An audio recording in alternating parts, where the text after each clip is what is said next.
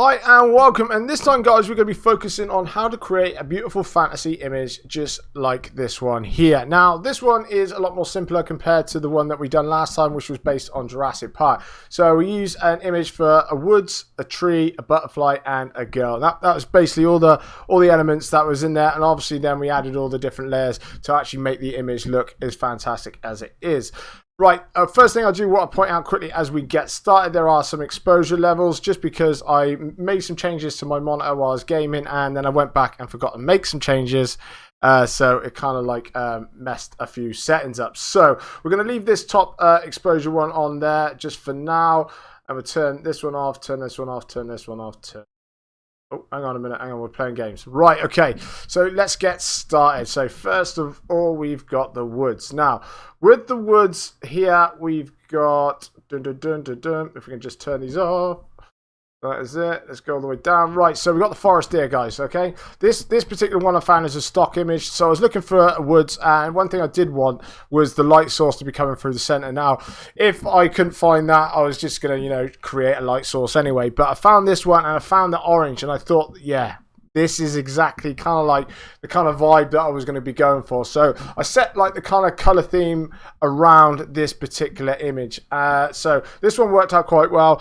So I went and made the background a little bit more blurrier. So I used Gaussian blur, trying to blur out the background so the person at the front stands out a lot more. Now, in regards to that, you can make it as blurry as you want or as sharp as you want. I didn't want it too much. I didn't want to be able to see the background a lot more as well. So then I went about making some changes. Now, use some levels and hue and saturation and that color balance here. And right now for the levels, I just wanted to darken it off, and then I just wanted, just to concentrate more on this light area here. Now you can make some changes. So as you can see with the levels, you can use curves and whatnot else if you wanted to as well. You can also take a brush and then just erase the center where I made it darker to bring this up to be a bit more lighter if you wanted to. I didn't feel that I needed to once I actually added these particular layers on. So obviously, like I said before, I wanted the light source to be shining through here. I wanted it to be a bit more deeper down here. You can make that, not as deep orange as you're seeing right here, but once everything was into the picture, I felt that it suited it quite well.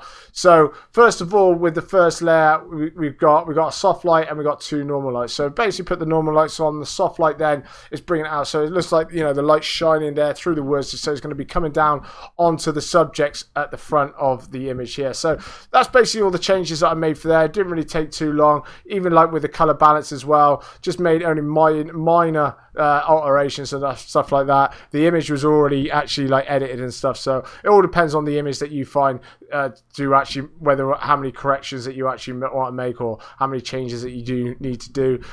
For the tree, this one I was hunting around online once again looking for a tree trunk, found this one in the woods, and this one was a photo taken on a bright sunshiny day. So for this, oh whoops daisy, wrong one.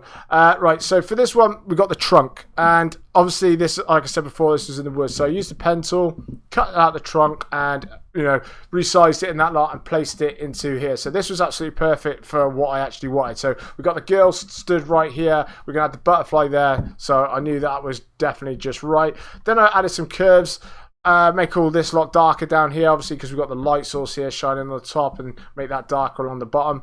Then we got levels again, make it even more darker. Like I say, I really wanted to make the focal point onto the center here, so I went a bit more darker. Some people prefer it a little bit more lighter, so it's down to personal taste on that one.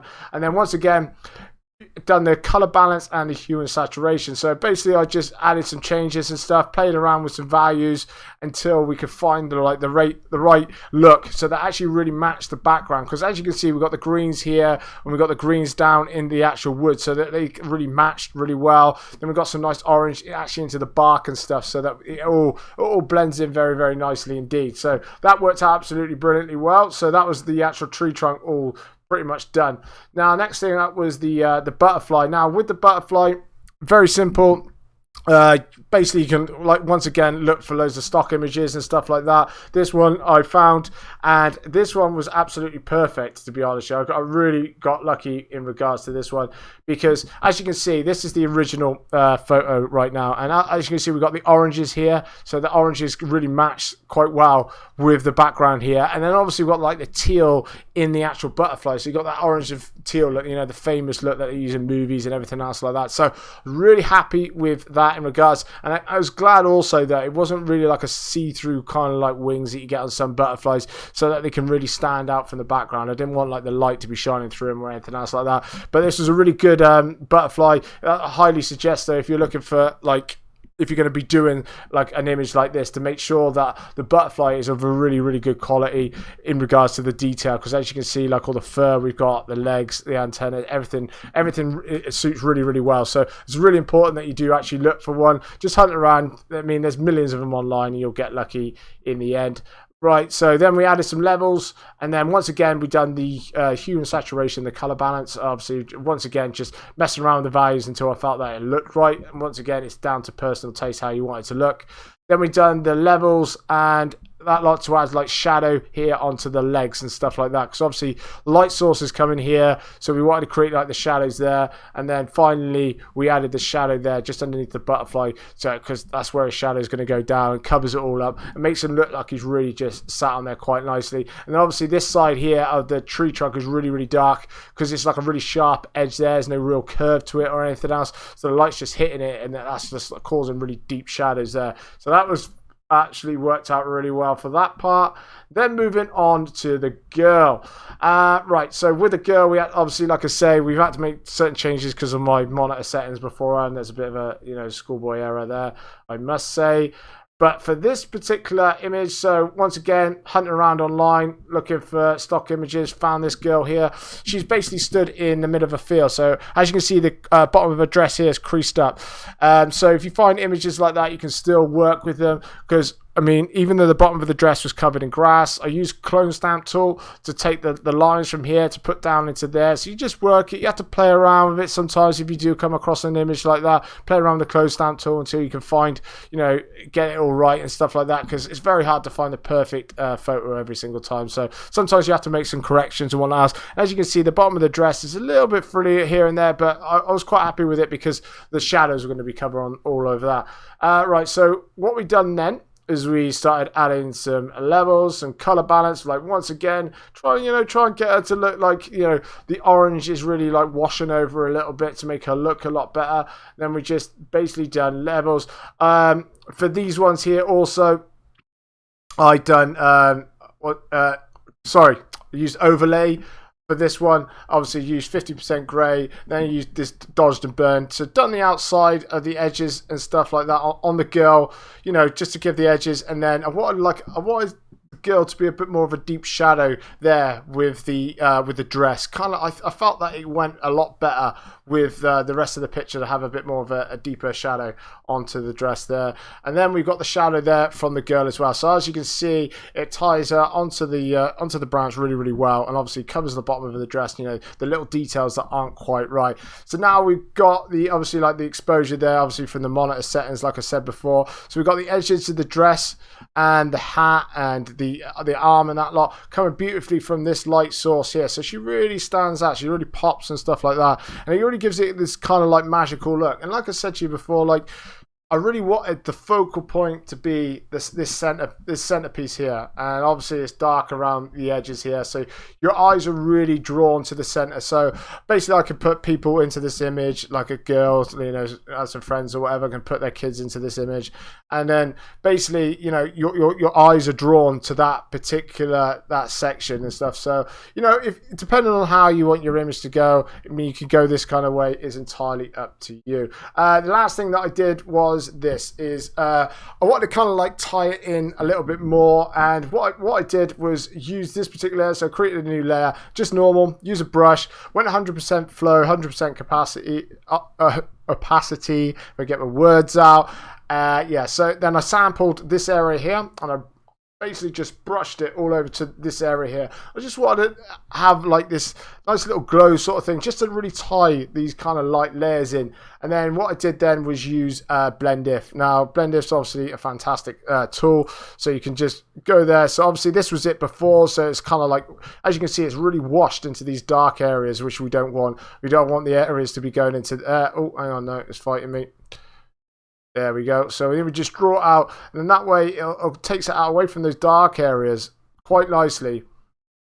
And then we got this nice, just subtle. It's not too thick, not too much, but it just like washes over just enough to like really draw the person in and makes them all look as one.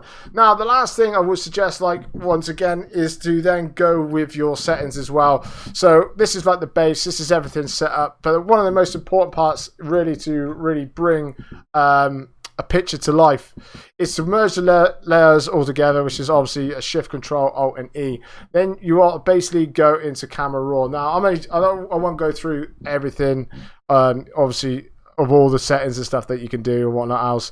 You can play around with this sort of thing. One thing I would suggest though is you go in here, because you can really bring a whole image to life. This part is like really, really important, but everyone's got personal tastes with this one. So like you can really warm it up, say like a 4 there. If you want to add like a little bit of exposure, make it a little bit more brighter maybe. Maybe we could just drop, like add some highlights there and stuff like that, because my monitor is set up for the way that is printed. So I can make sure that how it looks exactly how it's printed, which is absolutely perfect. So we can just, you know, draw the shadows out there, so you know your eyes are once again focusing right into that center, blacks and stuff like that. Another thing also, now this is a bit more on the personal taste as well. Like I always like a little bit of clarity in my images, and one thing I really, really like is texture. I mean, some people don't like as much texture in an image. I like quite a bit of texture. I like all those lines. I like the details quite a lot. It's just my personal taste. And then sometimes with these kind of images, especially if it's really warm and stuff like that, I add a little bit of vibrance into there as well. Other things that you can be doing, which are really important, which we won't go through right now, is adding, like, you can add like shadows and highlights into there. You know, like I say, we got the oranges here, we got the teals there, so you can go for a nice orange and teal look as well. Put things, going in color mixture, obviously lumens here as well, so you can brighten up, you can bring out the oranges, or you can make them darker if you want them a little bit more darker. You can change the hue and saturation around and stuff. You can have a little mix about it. This is how I will say is like how you bring your images to life, and it really is like you can go from like having a nice basic image that you really, really enjoy to like really having something you're absolutely in love with. So I highly suggest that you go in there and play around with some values and stuff, but we might talk more in depth with that in a later video. But like I say, you can go around, make a few little changes and stuff, load that up, and then you can have your picture like that. And like I say, this is very easy to do. As you can see, basically I suggest I don't actually put the stock images. For these ones I don't particularly have them, but I'm not really going to be doing it because a lot of these images I use myself, and I do highly suggest that people go and look for themselves, because once you get in the habit of looking for stuff and learning how to be creative with the images that you find, it helps you a lot more than just obviously just taking images that other people give you. It's a fine balance, I will say, in regards to like learning how to put things together. And one of the most important parts is trying to find the images yourself and trying to learn how certain things can join together. But this will give you a nice little base of how things could go, and you don't even have to use a butterfly. You could use something else. You could use a ladybird or anything else like that, and be as creative as you want. But I hope you guys found this tutorial very helpful. If you did, leave anything in the comment sections how you would like me to improve, or how much you would like me to go into more detail on other aspects. I'll be more than willing to do that. And if you could drop a like, that'd be amazing. If you'd like to subscribe, we'll be bringing out at least 3 videos a week, going over little different aspects, lots of different fantasy things. It won't be just things like this. We'll be doing space, action scenes, and that like to come as well. A lot more content for certainly. But anyway, guys, thank you very much for watching this. Have a great day.